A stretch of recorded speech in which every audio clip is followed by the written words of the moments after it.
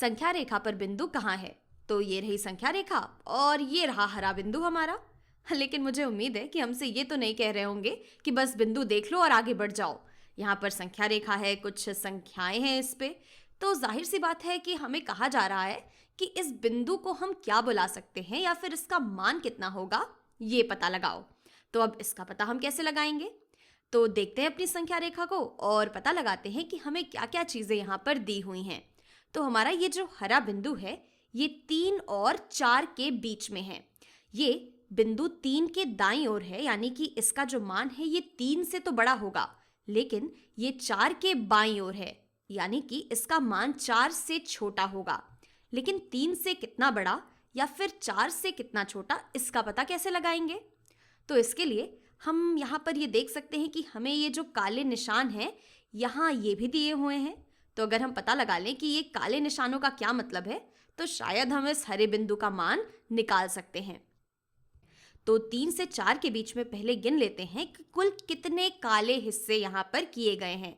तो यहाँ पर ये हो गया एक हिस्सा, ये दूसरा हिस्सा, ये तीसरा, ये चौथा, पांचवा, छठवां, सातवां, आठवां, नौवां, 10वां, यानी कि 3 से 4 के बीच के भाग को हमने कुल 10 बराबर हिस्सों में बांटा हुआ है।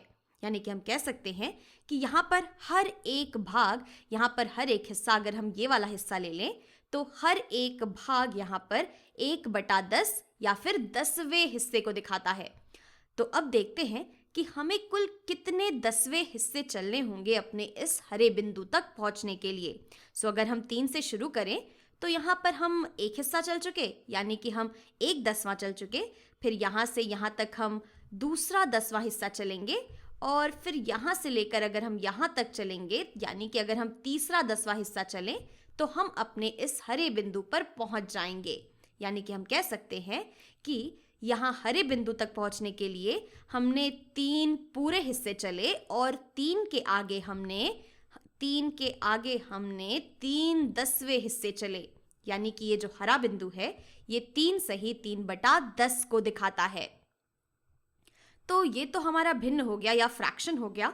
अब अगर इसी चीज़ को हमें दशमलव या डेसिमल में दिखाना हो तो हम क्या करेंगे? तो यहाँ पर अगर हम अपनी इस हरी वाले संख्या को फिर से देखें तो यहाँ पर एक इकाई वाला स्थान है हमारे पास। यहाँ मैं इकाई या वंश लिख देती हूँ। इसके बाद हम यहाँ पर एक दशमलव बिंदु डालेंगे और दशमलव बिंदु के बाद आता है हमारा दशांश वाला स्थान। इकाई के बाद आता है दशांश वाला स्थान या फिर टेंथ्स वाला प्लेस। तो यहाँ पर इकाई में तो हमें पता है कि यहाँ 3 पर हम खड़े हैं, तो इकाई की जगह पर तो हम 3 डाल ही सकते हैं। और 3 इकाइयों के अलावा हम 3 10वें हिस्से भी चल रहे हैं इस हरे बिंदु तक पहुँचने के लिए। यानी कि हम 3 दशांश चल रहे हैं यहाँ इस हरे बिंदु तक आने के लिए। यानी कि ये जो हरा वाला बिंदु है ये 3.3 को दिखाता है।